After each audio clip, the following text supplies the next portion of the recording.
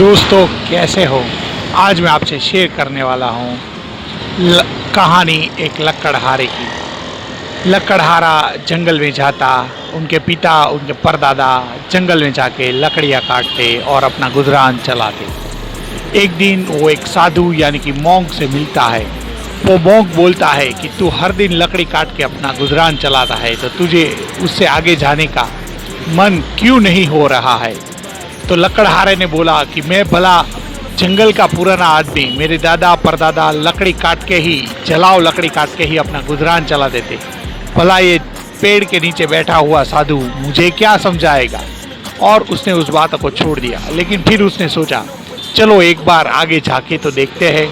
उसने आगे झाके देखा, वहाँ पे चंदन का लकड़ी का एक बड़ा सा जंगल मिला, जहाँ पे वो कठियारा एक दिन आता, चंदन की लकड़ियाँ काटता और अपना गुजरान चलाता और 7 दिन अपना जीवन व्यस्त करता।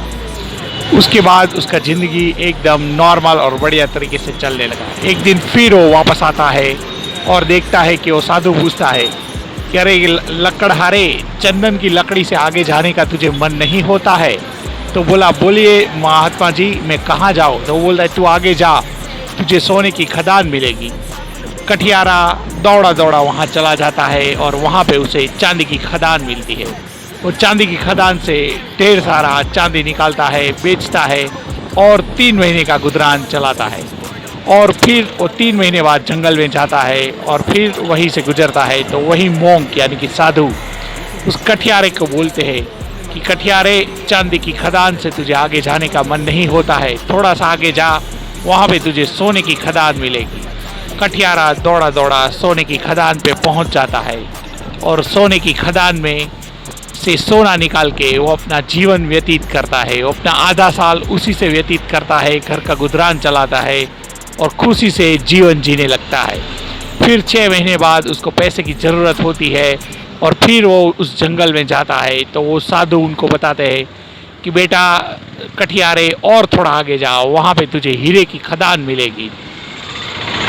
कठियारा दौड़ा दौड़ा हीरे की खदान के पास जाता है, हीरे निकालता है और अपने 1-2 साल व्यतीत करता है।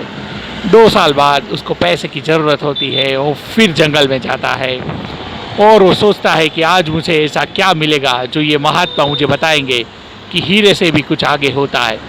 तब वो महात्मा बोलते हैं कि तुझे, अरे पगले, तुझे समझ नहीं आता, ये साधु यहाँ बैठा हुआ है जो अपना पूरा जीवन इस पेड़ के सहारे गुजारता है, जिसको पता है कि लकड़ी के आगे चंदन का वृक्ष है, चंदन के आगे सोने का पेड़ है, सोने के आगे हीरे की खदान है। लेकिन ध्यान, आत्मा और अपने जीवन में निजानंद व्यस्त होने की स्थिति को ही सच्चा सुख कहते हैं, जिसको ध्यान कहा जाता है।